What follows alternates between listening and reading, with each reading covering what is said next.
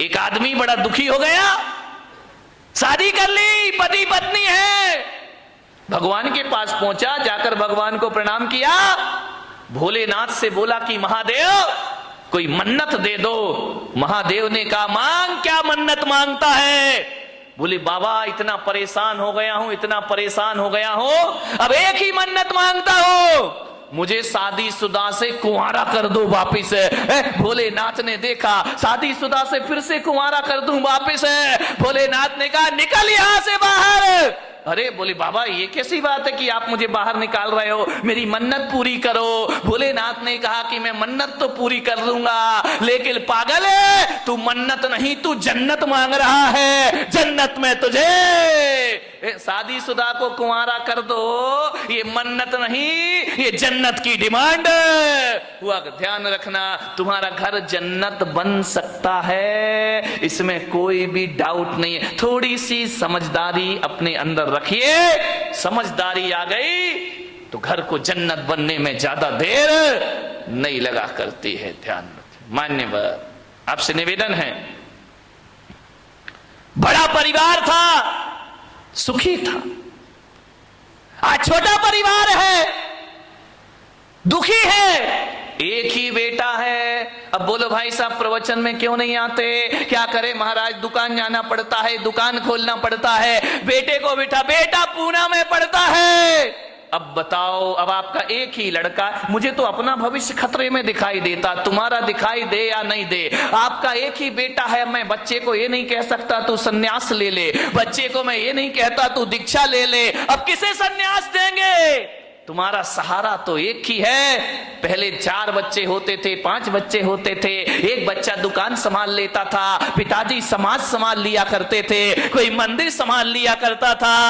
अब तो हमारे यहां संभालने वाला कोई नहीं, अब तो घर नौकरों के हवाले हमारे हो गए हैं, और दुकान जो हो गई है वह पार्टनरशिप में चला करती है। घर के बच्चे ही नहीं है, बहुत बड़ी बड़ी फैक्ट्री बन जाती है, और बच्चा अमेरिका में जाके पढ़ता है, वापिस लौट के नहीं आता, बाप बेचारा यहां रोता है, इस करोड़ों की फैक्ट्री का उत्तराधिकारी कौन हो? समस्याएं बहुत ज्यादा हो गई हैं एकल परिवार से। संयुक्त परिवार सुखी परिवार। ध्यान रखिए। मान्यवर क्रोध ज्यादा बट गया, कलह ज्यादा हो गई, अब लड़ने की तो आदमी की आदत है। अब घर में यदि कोई मेंबर ही नहीं है, एक ही बचा तो झगड़ा तो फिर उसी से होगा। ध्यान रखिए।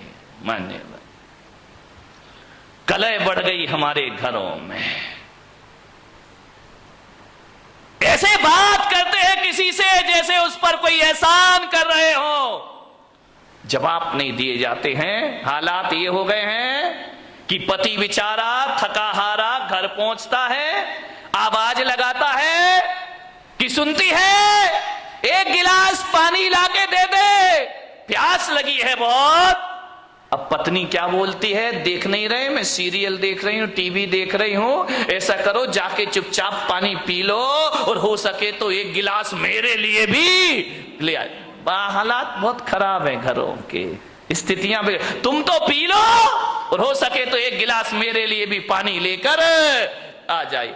यही चल रहा है ना घर में। शर्माओ मत, देखो सही बताओ जो कुछ चल रहा है। मैं कोई प्रवचन कोई आकाश से उतर के तो आते नहीं है। एक महिला ने पूछा महाराज एक बात बताओ, तुम्हारी शादी हुई? मैंने कहा मेरी तो शादी नहीं हुई है। बोले आपका परिवार था? मैंने कहा मेरा तो कुछ भी नहीं है। बोले कब दीक्षा ले ली? मैंने कहा बहुत छोटी सी उम्र में दीक्षा ले ली है। तो बोले आप एक बात बताओ, तुमने शादी करी नहीं, तुम्हारे बच्चे हैं नहीं, तुम्हारे बीवी है नहीं है, फिर एक बात बताओ महाराज, ये तुम्हें घर की बातें कहां से पता चलती है, ये घर गृहस्थी की बातें कहां से जान लेते हो? अरे मैंने कहा मैं कहां जानता हूं।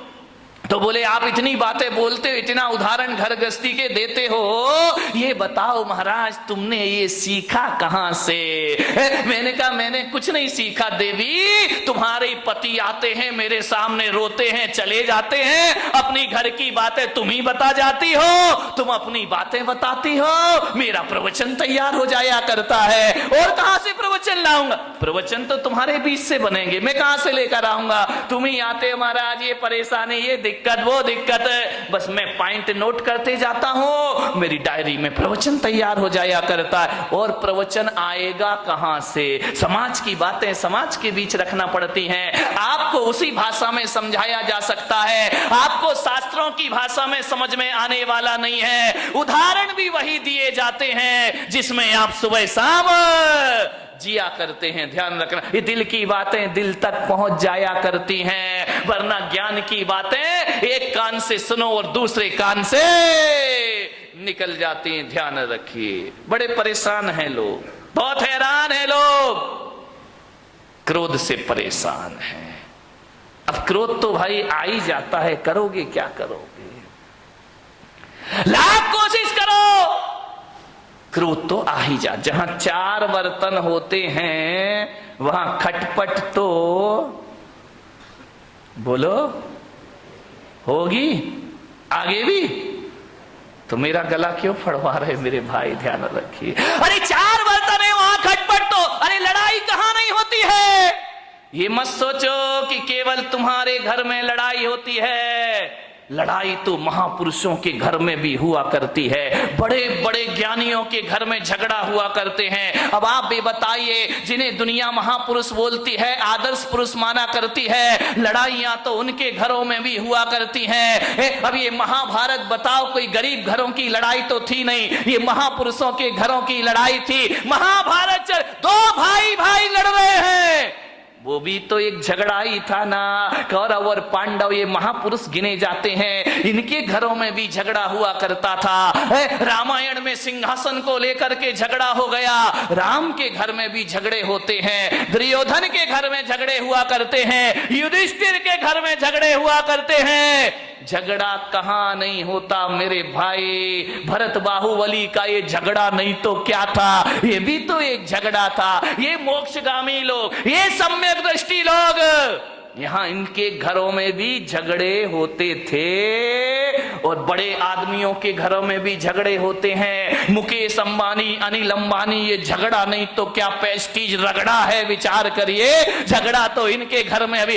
प्रमोद महाजन, प्रवीण महाजन, झगड़े तो इनके भी घर में हुआ करते हैं। ऐसा कोई नहीं है जिसके घर में बारामती के घरों के बारे में मुझे नहीं मालूम है, यहाँ झगड़े हैं या नहीं है। होशियार मत बनो कि हमारे यहाँ झगड़े नहीं है, घर घर की कहानी है, इसलिए तो महिला देखती हैं कहानी घर घर। विचार करी, सास भी कब हुई?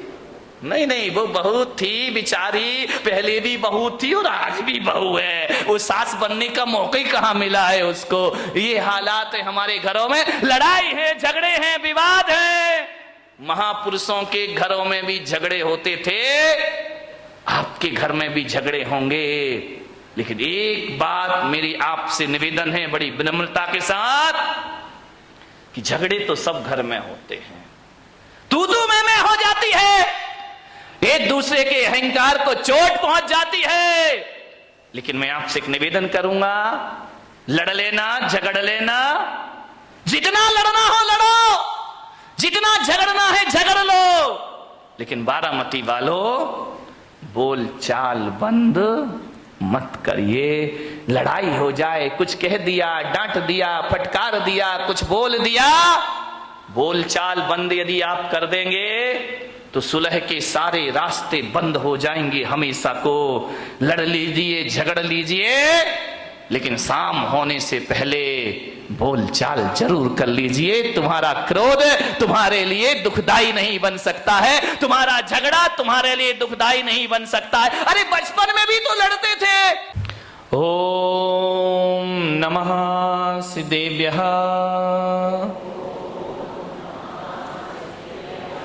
ओम नमः सिद्धेभ्यः, ओम नमः सिद्धेभ्यः। यदर्चा भावेन प्रमुदितमना दर्दुरेह, क्षणादासीत् स्वर्गी गुणगण समृद्ध सुखनिधि। लभन्ते सद्भक्ता शिव सुख समाजम किमु तदा। महावीर स्वामी नयन पथगामी भवतु मे, महावीर स्वामी नयन पथगामी भवतु मे। महावीर स्वामी नयन पथगामी भवतु मे। प्रथम तीर्थंकर ऋषभदेव भगवान की, भगवान महावीर स्वामी की, परम पूज्य गुरुदेव आचार्य श्री पुष्पदंत सागर जी महाराज की, अहिंसा परमो धर्म की।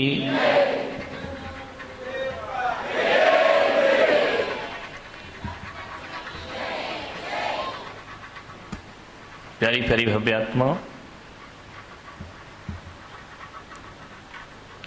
आज की जो समस्या है बड़ी सार्वजनिक समस्या है। बड़ा ना सार्वजनिक इसलिए है कि ऐसा नहीं है कि क्रोध मात्र एक जाति धर्म विशेष को आता हो। क्रोध सबको आता है, बच्चे को भी क्रोध आता है, बड़ों को भी क्रोध आता है, जवान को भी क्रोध आता है, बुजुर्ग को भी क्रोध आता है, जैन को भी क्रोध आता है, अजैन को भी क्रोध आता है, हिंदू भी क्रोध करता है, मुसलमान भी क्रोध करता है, और तो और राजस्थानी भी क्रोध करता है, पंजाबी भी क्रोध करता है, महाराष्ट्र का भी आदमी क्रोध करता है, और भारत का ही नहीं पूरी दुनिया में क्रोध आया कर। ध्यान रखना, चाहे अमेरिका हो, रूस हो, जापान हो, पाकिस्तान का तो पूछो ही मत, 24 घंटे क्रोध में रहता है। ध्यान रखिए, सबको क्रोध आता है दुनिया में, ऐसा कोई नहीं जिसे क्रोध ना आए। माननी बात, हर काल में क्रोध आता है, भूतकाल में भी क्रोध आता था, वर्तमान में भी आता है। और ज्ञान गंगा महोत्सव को यदि अच्छे से आत्मसात कर लिया तो भूत और भविष्य की तो मैं गारंटी नहीं ले सकता हूं, भूत और वर्तमान की गारंटी नहीं ली जा सकती है, लेकिन इन सूत्रों को जी लिया तो ध्यान रखना, भविष्य में क्रोध पर काबू किया जा सकता है, क्रोध को रोका जा सकता है। क्रोध बहुत बड़ी समस्या है। महिलाओं को आता है, नहीं आता है? बोलो, बड़े गर्व से कहो हमको क्रोध आता है। महिलाओं को भी, और आदमियों को तो जय हो पंचम काल की, 24 घंटे क्रोध आता है। ध्यान रखिए, जीवन एक रंग भूमि है, जीवन एक उत्सव है, जीवन एक महोत्सव है। आपसे निवेदन है, रंग भूमि को रणभूमि मत बनाइए, जीवन में रंग भरने का प्रयास करिए। मन शांत नहीं है आदमी का। आज इतना क्रोध है, इतना क्रोध है, घरों में क्रोध हो तो हो, समाज में क्रोध है, परिवार में क्रोध है, मंदिरों में भी कम क्रोध नहीं है। ध्यान रखना, क्रोध सब जगह अपने जाल फैला रहा है। मैं आज, जहां तक लोग ये सोचते थे कि छोटा परिवार सुखी परिवार, लेकिन आज मैं देख रहा हूं कि छोटा परिवार दुखी परिवार। पहले बड़ा परिवार था, संयुक्त परिवार था, आज छोटे परिवार हैं, लड़ाइयां ज्यादा होती हैं, पति पत्नी में झगड़े हो जाते हैं, आए दिन तलाक का वातावरण निर्मित हो जाता है। अब बचे, अब झगड़े किससे? आदमी का स्वभाव लड़ना झगड़ना है। जब संयुक्त परिवार थे तो आदमी लड़ता था, झगड़ता था, एक दूसरे से बातचीत हो जाती थी। जहां 4 बर्तन होते थे वहां खटपट तो कौन बोला होती थी और होएगी। मुझे मालूम है, मेरे प्रवचन से तुम कोई भी सुधरने वाले नहीं हो। मैं कितना भी बोलूं, तुम्हें तो वही करना है जो करना है। लेकिन फिर भी मैं कहता हूं, इस हजारों की जन्मेदिनी में यदि 1-2 परिवार में ही परिवर्तन आ गया तो मेरा बोलना और सार्थक सफल हो जाए। 1-2 लोग ही सुधर गए तो बहुत है। क्लासरूम में बैठा हुआ हर बच्चा 100 में से 100 नहीं लाता है। 2-4 बच्चे होते हैं जिन्हें 100 में से 100 अंक प्राप्त हुआ करते हैं, और जिन्हें प्राप्त हो जाते हैं शिक्षक का बोलना और पढ़ाना और सिखाना सार्थक हो जाए। कोई भी किताब आप उठा करके पढ़ लीजिए, कोई भी अखबार आप उठा करके पढ़ लीजिए, पूरी किताब पढ़ने जैसी किसी भी लेखक की नहीं हुआ करती है। लेकिन एक बात ध्यान है, यदि 100 रुपए 200 रुपए की किताब में यदि 2 पेज ही अच्छे पढ़ लिए गए, 2 पृष्ठ ही बहुत अच्छे हुए, तो वह 2 पेज पूरी किताब की कीमत चुका दिया करते हैं। इतना ध्यान रखिए। बस 2 पेज अच्छी बातें पूरे प्रवचन में घंटे भर में 1-2 बातें अच्छी हुआ करती हैं, बाकी तो बातों की बारात हुआ करती है। ध्यान, 1-2 बात ही जीवन को बदल दे तो मेरा बोलना और तुम्हारा सुनना सफल हो जाता है। हर जगह क्रोध है, आज क्रोध ज्यादा है। परिवार छोटे हैं, क्रोध बढ़ रहे हैं। पहले क्रोध होता था 10, 15, 20 लोग, 50 लोग एक घर में रहा करते थे, और जब एक घर में रहते थे तो एक को क्रोध आता था, दूसरा संभाल लिया करता था, एक पे गुस्सा निकलता था, दूसरा उसे शांत कर दिया करता था। यदि बुजुर्गों ने किसी को डांट दिया तो मम्मी उसे पुचकार लिया करती थी, मम्मी ने डांट दिया तो चाची पुचकार लिया करती थी, चाची ने डांट दिया बुआ उसे सीने से लगा लिया करती थी। मत रो, चलता है, कोई बात नहीं है। क्रोध बट जाता था। अब तो हम 2 और हमारे नहीं, वो 2 भी नाम के ही हैं, एक पूना में पढ़ रहा तो एक बंबई में पढ़ रहा है। हम 2 और हमारा कोई नहीं है। ध्यान रहे, पति पत्नी रहते हैं। अब गुस्सा कहां निकले मेरे भाई, कौन गुस्सा निकल आया तो संभालेगा कौन, कौन प्यार से हाथ फेरेगा, कौन गले से लगाएगा। अब पति झगड़ता है तो पत्नी का पारा चढ़ जाता है, पत्नी झगड़ती है तो पति का पारा चढ़ जाता है, और कभी कभी जब दोनों के पारे चढ़ जाते हैं तो तलाक की नौबत आ जाती। छोटे परिवारों में क्रोध ज्यादा हो रहा है, ध्यान रखिए। बड़े परिवारों में क्रोध, एक आदमी को यदि गुस्सा आया, दादाजी को गुस्सा आया, पापा जी को गुस्सा आया, तो ये होता था थोड़ा गुस्सा इस पे निकल जाता था, थोड़ा गुस्सा उस पे निकल जाता था, 50-50 ग्राम क्रोध बट जाया करता था।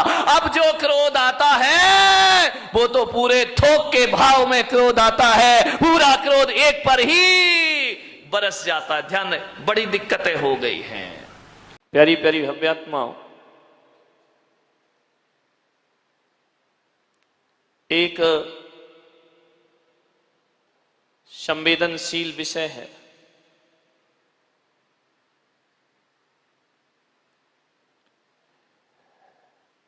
नारी का जीवन रेलगाड़ी की पटरियां नहीं है कि जिस पर सरपट जिंदगी की ट्रेन भागती रहे।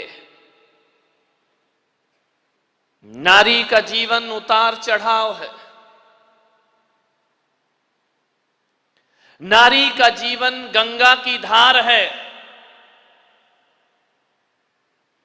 जब वह हिमालय से निकलती है, गौमुख में प्रवेश करती है, और पहाड़ की चोटी से जब नीचे गिरती है तो कई चट्टानों से टकराना पड़ता है, बियावान जंगलों से गुजरना पड़ता है, कभी कभी सुंदर घाट भी मिलते हैं तो कभी कभी निर्जन स्थान भी मिला करता है, और गंगा को कभी कभी अर्घ भी मिला करता है, तो गंगा में कभी कभी गंदगी भी धोना पड़ती है। ऐसा ही जीवन इस नारी का हुआ करता है। उतार चढ़ाव भरा जीवन महिलाओं का हुआ करता है। एक सी जिंदगी इनकी नहीं हुआ करती है। ध्यान रखिए, इन्हें एक नहीं 2 जीवन जीना पड़ते हैं। आदमी तो एक ही जिंदगी जीता है, लेकिन नारी 2 जीवन जीती है। एक जीवन अपने पिता के घर का और दूसरा जीवन अपने पति के घर का जीना पड़ता है। उसे 2 संस्कृतियों में मेल कराना पड़ता है, उसे 2 सभ्यताओं में मेल कराना पड़ता है, उसे 2 संबंधों को बनाना पड़ता है। इसलिए ध्यान रखिए, नारी को बहुत संभल करके जिंदगी जीना चाहिए। 2 परिवारों का जीवन जीना है, 2 संस्कृतियों को एक करना है। पीहर का व्यवहार अलग है और ससुराल का व्यवहार अलग हुआ करता है।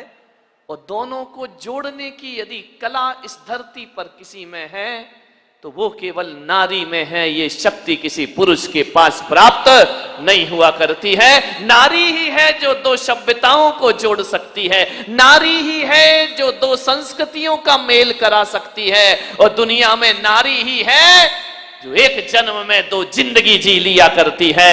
वह केवल नारी के बस की बात है, आदमी के बस की बात नहीं है। ये केवल महिलाएं कर सकती हैं, ध्यान रखिए।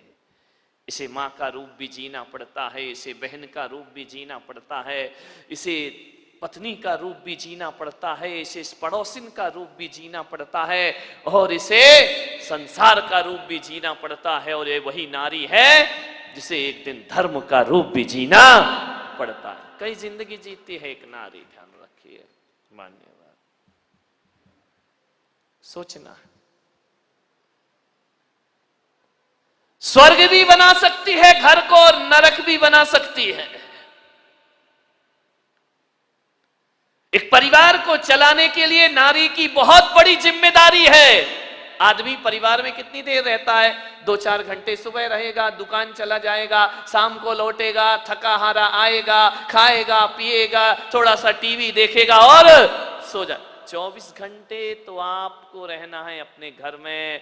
मैं आपसे निवेदन करता हूं, महिलाएं मंदिर जाती हैं, पूजा करती हैं, पाठ करती हैं, आदमी मंदिर जाता है, भगवान के दर्शन भक्ति करता है। मैं आपसे पूछ रहा हूं कि जरा ईमानदारी से बताना, मंदिर में आप कितनी देर रहा करते हैं? कितनी देर लगाते मंदिर में? पहली बात तो जाते ही नहीं होगे, और जाते भी हो तो कितना समय लगाते हो मंदिर में? बताइए। 5 मिनट? तेरे की आधा घंटा जाने में लगता है, 5 मिनट में निकल आता है बाहर।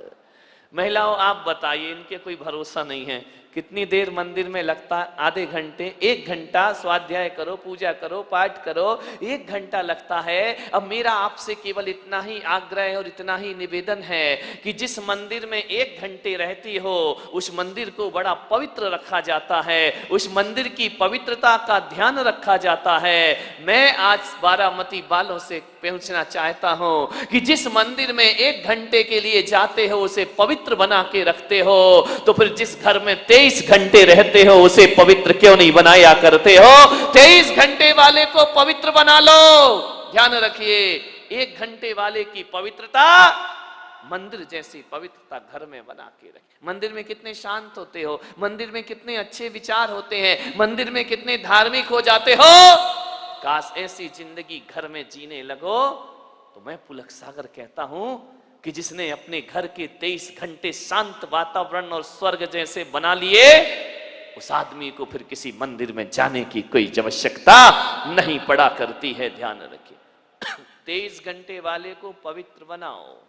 ध्यान रखो, नसीब भगवान बनाता है। और जैन दर्शन को देखो तो नसीब भाग्य से बनता है। एक बात याद रखना, किस्मत भाग्य से बनती है, किस्मत भगवान से बनती है। किस्मत बनाना भगवान के हाथ में है और किस्मत बदलना भी उसके हाथ में, वो हमारे हाथ में नहीं है। लेकिन एक चीज तो हमारे हाथ में है कि हम नसीब बदल पाए या ना बदल पाए, लेकिन आदमी यदि ज्ञान गंगा महोत्सव में आकर के बैठ रहा है, सुन रहा है प्रवचन को, तो नसीब बदले या ना बदले, आदमी अपना नेचर तो बदल सकता है, अपना स्वभाव तो बदल सकता है, अपना व्यवहार तो बदल सकता है। यदि व्यवहार बदल गया तो मैं विश्वास दिलाता हूं कि जिस आदमी का व्यवहार और स्वभाव बदल जाता है उसके नसीब को बदलने में फिर ज्यादा देर नहीं लगा करती है। व्यवहार बदल लीजिए, ध्यान रख, स्वभाव बदल लीजिए। एक कुम्हार मिट्टी से चिलम बना रहा था। चिलम जानते हैं? तंबाकू भर के पीते हैं? नहीं, ये नहीं जान, तुम तो जानते होगे ना। बोलो ना भाई, जानते हो या नहीं? जिसमें गांजा अफीम भर के पी जाती है। एक कुम्हार चिलम बना रहा था, एक कुम्हार हुक्का तो समझते होगे ना कि नहीं, इतने सीधे तो तुम नहीं हो जितने दिखाई दे रहे हो, ध्यान रखना। इतने सीधे बैठे ऐसे हो जाओ तो मुझे काहे को एक एक घंटा ये प्रवचन करना पड़े, बताइए। एक एक चिलम जो एक कुम्हार है वो चिलम बना रहा था, चिलम का निर्माण कर रहा था। चिलम बनाते बनाते उसके मन में ना जाने क्या आया, उसका बुद्धि फिरी, उसका दिमाग फिरा, उसने मिट्टी को चिलम का आकार दिया और आकार देने के बाद उसके मन में ना जाने क्या आया, उसने लिया और चिलम को तोड़ दिया, फिर तोड़ दिया, फिर मिट्टी में मिला दिया। मिट्टी ने पूछा कि कुम्हार भाई, तुम तो चिलम बना रहे थे, मुझे आकार दे दिया, फिर मुझे तोड़ क्यों दिया? कुम्हार ने कहा, बहन मेरा मन बदल गया, मेरी बुद्धि बदल गई, मेरा दिमाग बदल गया, मेरी मति बदल गई। मैंने कहा अब इस मिट्टी से मैं चिलम नहीं बनाऊंगा, अब इस मिट्टी से मैं सुराही बनाने का प्रयास करूंगा। मैंने चिलम तोड़ दी और सुराही बना दी है। मेरा मन बदल गया, मेरी मति ने कहा कि चिलम मत बनाओ, बनाना है तो सुराही बनाओ, और मैंने चिलम का आकार तोड़ के सुराही का आकार दे रहा हूं। सुराही बहुत खुश हुई, उसने कहा कुम्हार भाई धन्यवाद, तूने चिलम को सुराही बना दिया। अरे कुम्हार भाई तेरी तो मति बदली, मेरी जिंदगी बदल गई, मेरा जीवन बदल गया, मैं तो बदल गई। अरे चिलम बनती तो खुद भी जलती और उसमें जो तमाकू होती उसे भी जलाती और पीने वाले को भी जला करके खाक कर देती, मगर भाई तेरी मति बदली, मेरी जिंदगी बदल गई। तूने मुझे चिलम से सुराही बना दिया, अब खुद भी ठंडा पानी पीऊंगी और हजारों की प्यास बुझाऊंगी। हे कुम्हार, तूने मेरी जिंदगी को सुधार के रख दिया है। ध्यान रखिए, एक कुम्हार शराब का प्याला भी बना सकता है और एक कुम्हार उस मिट्टी से मंगल कलश का निर्माण भी कर दिया करता है। ध्यान रखना, शराब का प्याला बनेगा, पी जाएगी शराब और फेंक दिया जाएगा, और यदि उस मिट्टी से वो कुम्हार कलश बना देता है तो कलश ऊंचे स्थान पर सम्मान को प्राप्त हुआ करता है। मान्यवर ध्यान, मिट्टी बहुत खुश हुई कि तेरी मति बदलने से मेरी जिंदगी बदल गई। मैं माँ बाप से कहूंगा कि आप भी कुम्हार की तरह हैं, अपनी बेटी को आग लगाने वाली चिलम मत बनाओ, अपनी बेटी को पूजा का मंगल कलश बनाने का प्रयास करिए। इतना पवित्र बनाइए कि जहां भी वो जाए खुद भी मंगल रहे और ससुराल में भी मंगलता। ये कुम्हार के ऊपर डिपेंड है, ये माता पिता के ऊपर डिपेंड है कि आप अपनी बेटी को कौन सा रूप दिया करते हैं। ध्यान